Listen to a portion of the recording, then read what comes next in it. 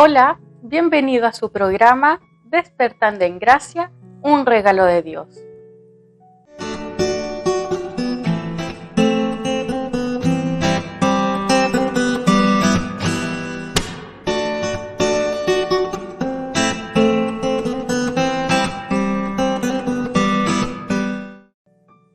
Ahora pasaremos a escuchar una alabanza.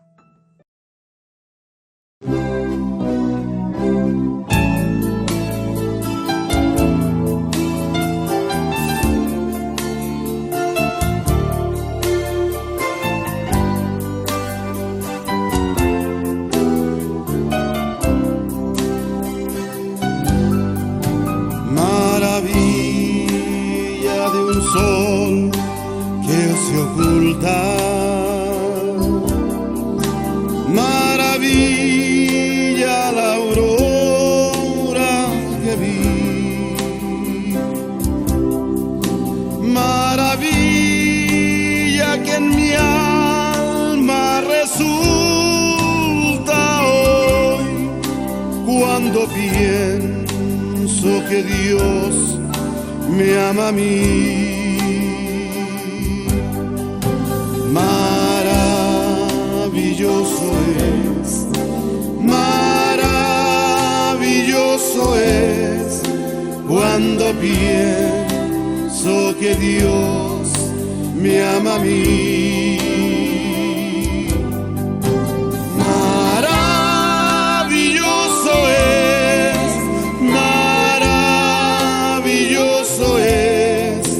cuando pienso que Dios me ama a mí.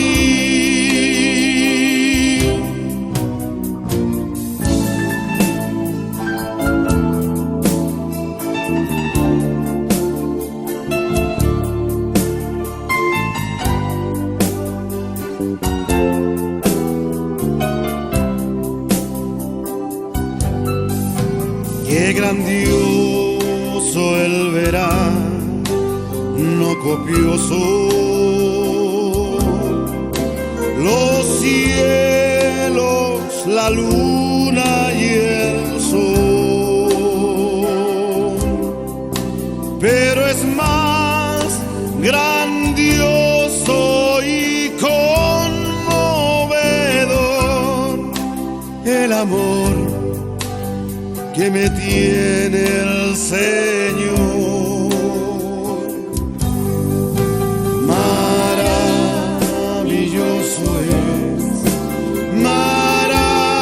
Maravilloso es cuando pienso que Dios me ama a mí.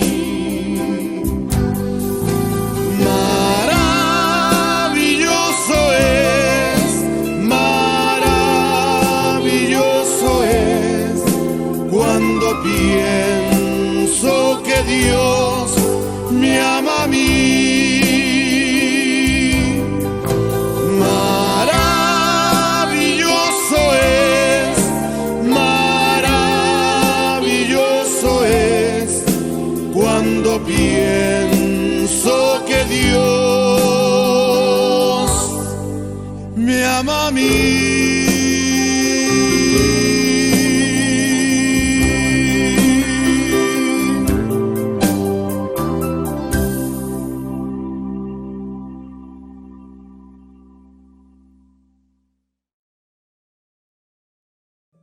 A continuación, pasaremos a escuchar el mensaje que Dios nos tiene preparado el día de hoy en la voz del profesor Juan Baños Ávila. Este mensaje lleva por título Anarquía. Bendiciones en el nombre de nuestro Señor Jesucristo para todos y cada uno de ustedes. Que la gracia de Cristo, esa gracia que nos motiva, pueda estar presente y disfrutar y disfrutable en todo momento en cada uno de nosotros. El título del mensaje de hoy es Anarquía y se encuentra en el libro de los Jueces, capítulo 17, versículo número 6. En aquellos días no había rey en Israel. Cada uno hacía lo que bien le parecía. El tiempo de los jueces en Israel es un periodo que lo situamos antes de la monarquía. Y fue un periodo de extrema rebeldía del pueblo escogido de Dios ante su Creador. Tiempo de desmembramiento. Era una nación en el papel, pero en la realidad cada tribu tenía sus propias reglas, cada una tenía sus propios gobernantes y sus excesos llegaron incluso a lo religioso, porque el último juez de Israel era un sacerdote, pero a la vez era muy respetado y poco obedecido. Es así como la reina de Inglaterra, la reina Isabel de Inglaterra, que por muchos es admirada, pero por muy pocos es obedecida. Israel tuvo excesos. Incluso ellos llegaron a situaciones o a niveles terribles. Cada uno hacía lo que bien le parecía. Cada uno hacía lo que estimaba conveniente. Pero cada individuo prevalecía en su propia opinión y carácter y conducta sobre el resto de la nación. Cada uno hacía lo que parecía. No había rey en Israel. Dicha conducta solo ofrecía peligros para su existencia, pues al estar desunidos y separados eran proclives a ser derrotados por sus enemigos. La división siempre es la antesala de la derrota. Lo religioso, lo espiritual no gozaba de prestigio ni de respeto. Cualquier similitud con el día de hoy es simple coincidencia. Por así decirlo en una frase muy torpe de parte mía, la iglesia o las cosas del Señor no estaban en la moda. El alma de Israel, el ser de Israel, se desvanecía ante sus propios ojos. Era como agua en las manos, que se derramaba, sin contener nada de aquello. Su crisis era una crisis nacional y también esto, que también estaba en su condición espiritual, era causa de caos y de anarquía. ¿Por qué? Y lo dice la Escritura, porque no había rey en Israel.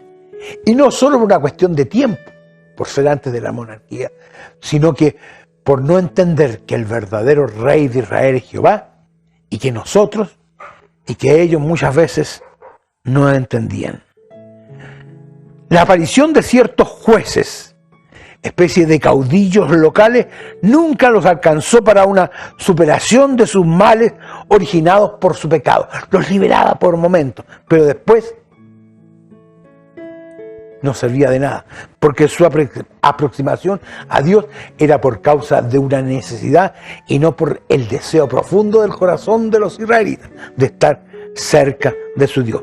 ¿Por qué? Porque después volvían a su pecado, anarquía y caos, dije anteriormente. Y esto nos lleva a pensar que hoy estamos en una condición similar. ¿Por qué? Porque cada uno hace lo que bien le parece, porque usted hace lo que usted quiere, porque usted cree lo que usted quiere creer, porque usted hace lo que quiere, cuando quiere, a la hora que quiere. Yo una vez discutía con una pastora hoy en la presencia del Señor, que me dijo, anda a comprarte, ella era pastora de Calama, anda a comprarte, estamos en el verano, anda a comprarte porotitos, me dijo, porque le acabo de pedir a Dios el qué hacer, y me dijo, ¿tienes zapallo? Si tienes esto, tienes eso, te faltan los puros porotos, anda a comprar porotos. Y hazle un porotito a mi siervo, porque éramos dos.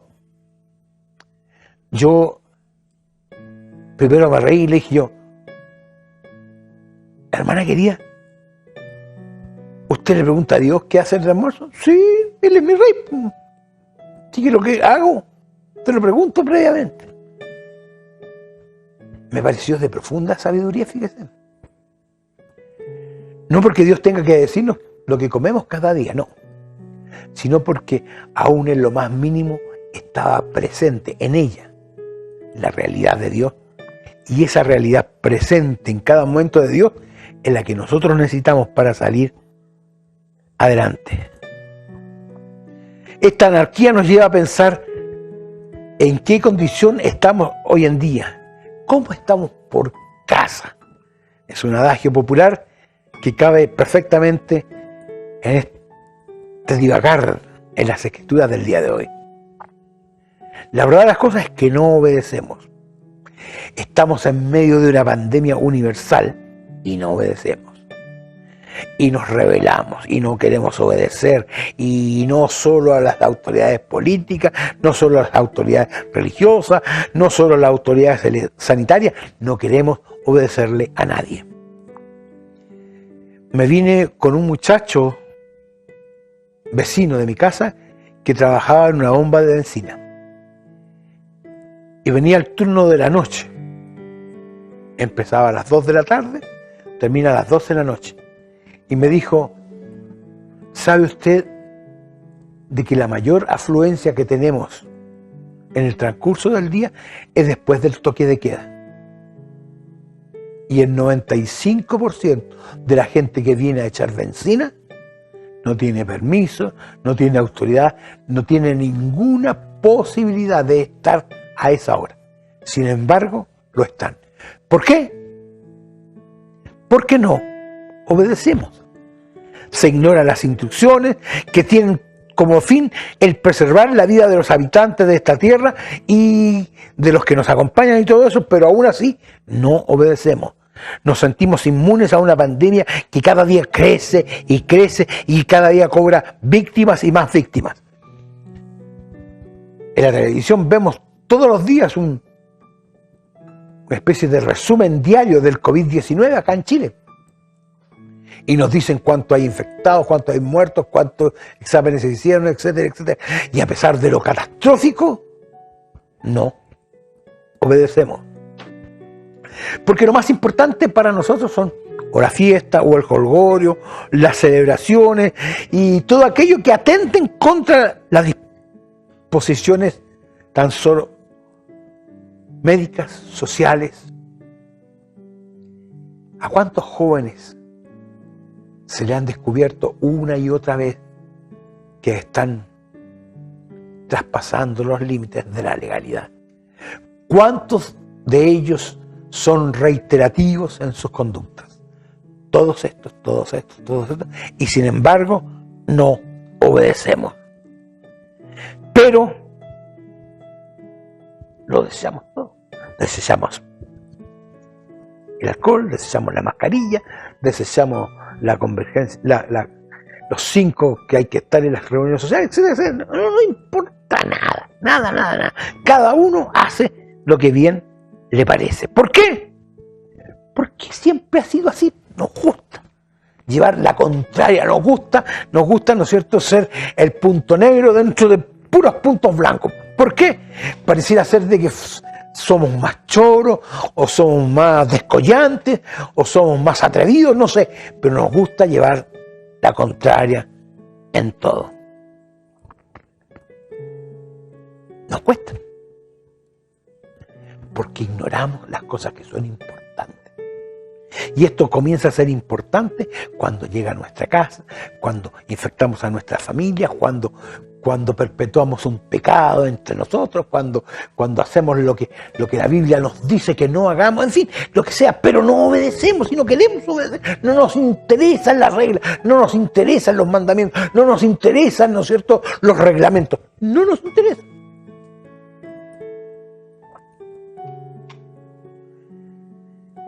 Yo tengo un ejemplo que a mí me dio risa. Yo siempre me levantaba muy temprano. Y ese día vivía en Arica. Y compré el diario en Arica y decía: ¡hoy! Gran remate de aduanas. Todo a mitad de precio.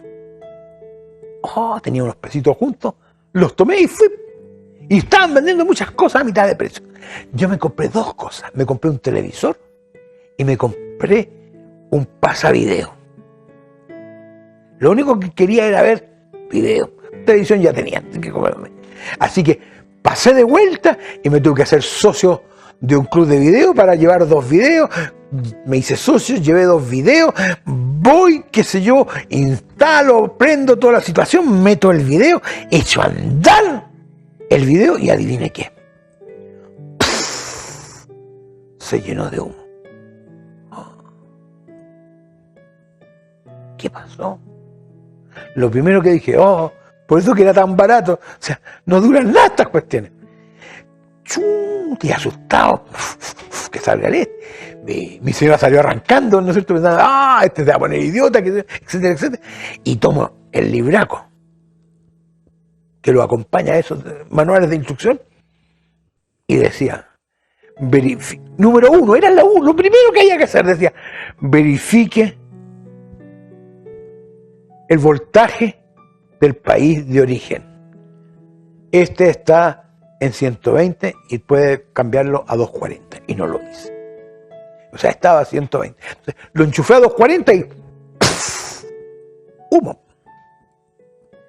No fue nada grave, después supe porque había que cambiarle un taponcito nomás y el asunto funcionaba, pero se me llenó de humo. Y esto, ¿por qué lo coloco como ejemplo? Porque nosotros no nos gusta leer las instrucciones. ¿Quién lee todas las instrucciones antes de hacer algo? ¡Ay! Inmediatamente. Bueno, salvo la bendita entre todas las mujeres, ¿no es cierto? Pero bueno, ese es otro asunto. El asunto es que, ¿cómo se llama? Es que comúnmente no leemos, y le ponemos... Pregunta. ¿Leemos las instrucciones del auto cuando lo compramos nuevo? Las vamos sabiendo en el camino. No, sí, parece que está por allá abajo, parece que está por aquí, etc. No leemos. ¿Por qué? Porque no queremos obedecer, porque no queremos entender. Y la regla era, cambie el voltaje de este aparatito.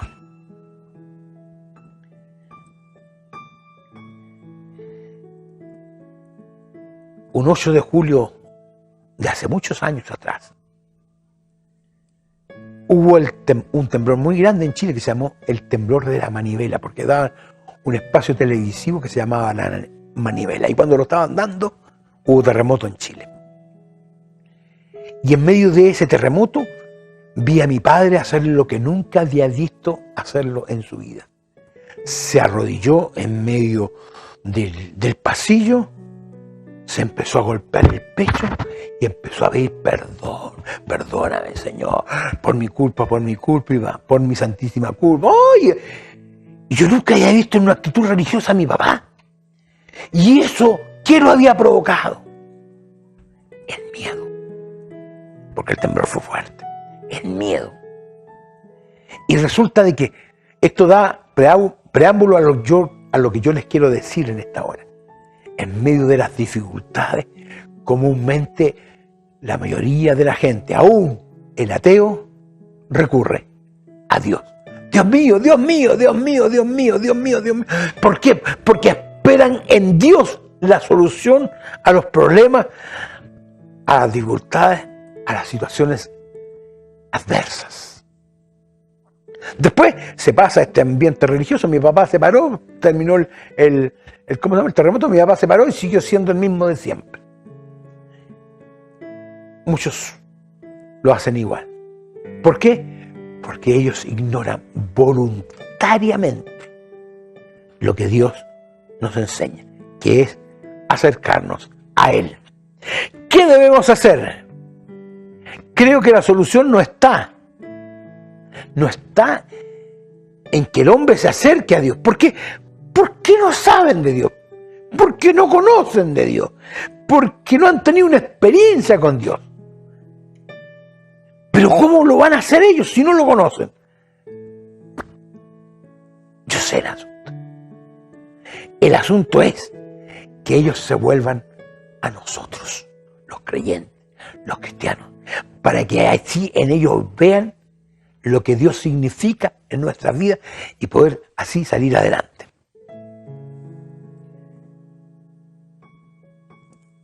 Que levante la mano, decía Américo. No, yo pregunto lo mismo, pero de otra manera. Levanten la mano los que tienen miedo, temor, en el ámbito evangélico, los que son del Señor, a las cosas que van a ocurrir en este mundo. La mayoría no va a levantar la mano. ¿Por qué? Porque tenemos confianza en Dios. Hay algunos que sí la tienen, pero en general no se tiene miedo, no se tiene temor. Confía en mí, no temas, no desmayes, esfuérzate. O sea, hay muchas palabras de Dios que tienen que ver con esta realidad de no nos dejemos amedrentar, no nos dejemos sentir miedo. Una vez dije algo que a alguien no le gustó y que lo tuve que sostener en una conversación. Yo le dije, yo no le tengo miedo al diablo. Y el que estaba a mi lado me dijo, ay, aquí está, pues, Jimán, que no le tiene miedo al diablo. No, le dije yo no le tengo miedo por lo increíble que yo pueda hacer. No, olvídate. Me pega un puro plumazo y me deshace. Yo no le tengo miedo al diablo porque sé que Dios está en mí. No tan solo conmigo, sino que está en mí. Y esa presencia, la presencia de Dios, va a inhabilitar al diablo y a cualquiera de sus demonios y sus secuaces de hacer algo contra mí, porque Dios está por mí. Y cuando en este mundo donde están todos asustados, donde están todos problemados, donde todos no saben qué hacer, si al pueblo le decimos que se vuelvan a Dios, es porque nosotros somos capaces de demostrarle a ese pueblo la grandeza del Dios al cual nosotros creemos, en el cual hemos depositado nuestra confianza. El papel de la iglesia es llevar adelante la luz de nuestro Señor Jesucristo. Yo sé que esto es complicado, yo sé que es esto dramático, sobre todo en Chile, porque nosotros no crecemos, no damos más allá del 17% en los últimos censos que acá ha habido. Hay ciertos movimientos, pero no pasamos de aquello. ¿Y por qué no pasamos de aquello? Porque nosotros no estamos dando la altura que corresponde a Dios. No es que Dios haya disminuido, es que nosotros hemos disminuido nuestro compromiso delante del Señor. Cuando la gente tiene que mirar al Señor, no ve a un Dios invisible. No lo puede ver a un Dios invisible, pero sí puede ver a una iglesia visible. Puede verlo a usted, puede verme a mí, puede vernos a todos aquellos que confesamos a Jesucristo con el Señor. Y si nos ven a nosotros, ven nuestra confianza, ven nuestras realidades espirituales, buenas realidades espirituales, como verdaderos hijos de Dios, el mundo va a querer parecerse a nosotros. ¿Por qué? Porque somos y estamos reflejando lo que nosotros somos como hijos de Dios. En este tiempo de pandemia uno tiene tiempo para muchas cosas. A mí me gusta el Face. Me he vuelto medio tecnológico a pesar de todas mis limitantes en este tipo de cosas. Pero me gusta ver el Face. Aparecen cosas increíbles, pero bueno. Y en mi Face hace tiempo atrás aparecieron dos cosas. Primero aparece un culto en una plaza, un culto evangélico, en plena pandemia. Todos los hermanos diciendo, gloria a Dios, bendito sea el Señor, Él tiene poder para librarnos de la peste destructora, del saeta que vuele de día, que mal que ande en oscuridad, y bla, bla, bla, bla, y puras cosas del Señor, puras palabras del Señor, todos sin mascarilla, todos sin respetar la distancia, ¿no es cierto?, que se nos ha recomendado, todos sin gel, todo, no, pero ahí están cantando, cantaban y cantaban. Incluso había una cantante muy cotizada dentro de los ámbitos evangélicos, rancheros propiamente, estaba cantando y ahí todos cantaban, todos, que venga lo que venga, Dios está con nosotros. Bueno, seguí mirando y en la próxima había una puerta.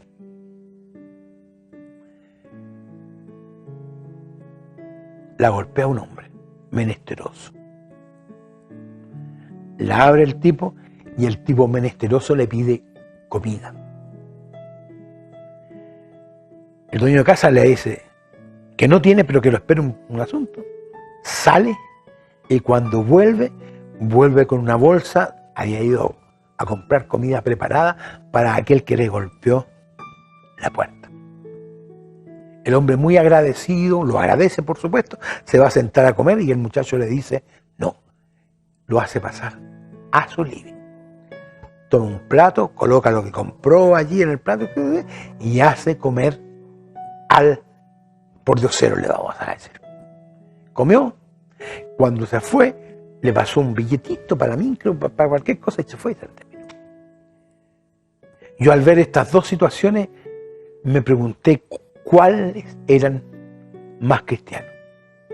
Si ese grupo de hermanos que estaba cantando en esa plaza, desafiando a las autoridades, desafiando la pandemia, desafiando a medio mundo en el nombre del Señor, o ese muchacho que no predicó, que no habló, que no dijo nada, sino que sencillamente dio de comer al que no tenía.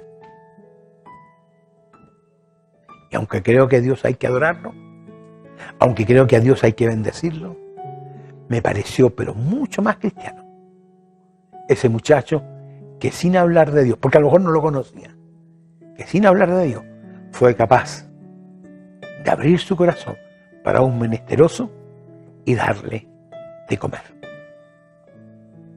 ¿Qué es lo que le falta a nuestra iglesia para que la gente deje esta rebeldía y se vuelva al Señor?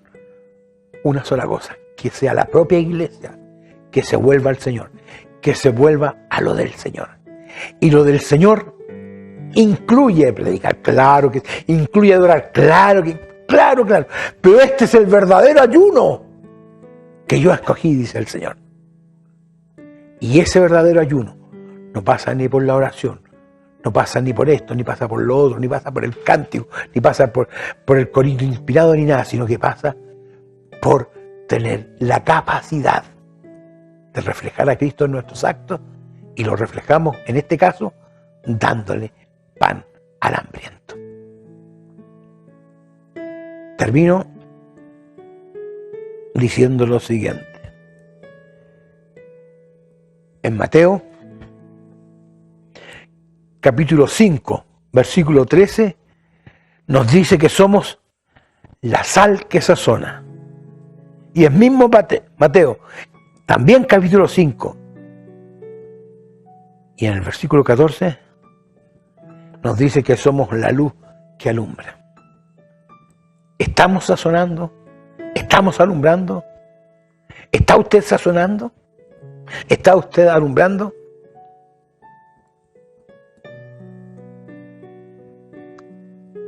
Ayúdanos, Señor. Que Dios les bendiga.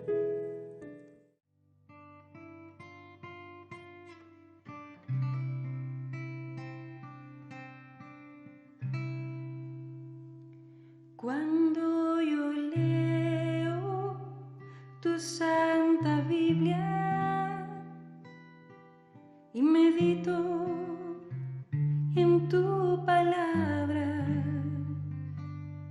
encuentro en ella cosas preciosas que descienden del trono eterno.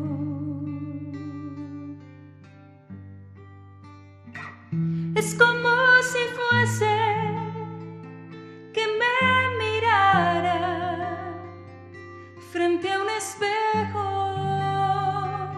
y yo me veo tal como soy y reconozco que aún me falta estar más cerca y conocerte mucho más.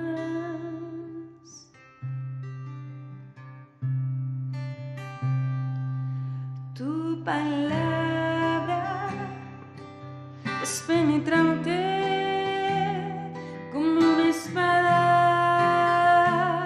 de dos filos, penetra en el alma, las coyunturas y lo profundo del corazón.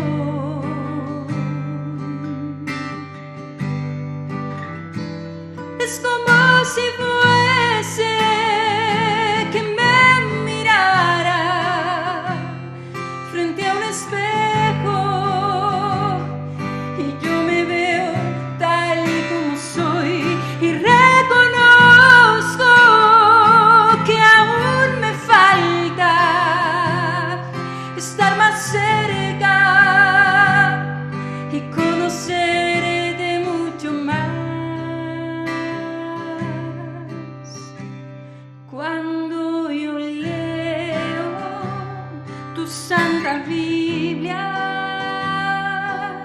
y medito en tu palabra, encuentro en ella cosas preciosas que descienden del trono eterno.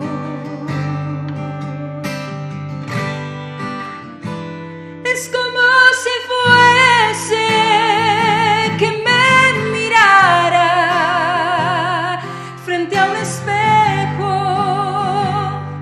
y yo me veo tal como soy y reconozco que aún me falta estar más cerca y conocerte mucho más. Es como si fuese que me mirara frente a un espejo y yo me veo tal como soy y reconozco que aún me falta estar más cerca y conocerte mucho más y reconozco que aún me falta estar más cerca y conocerte mucho más.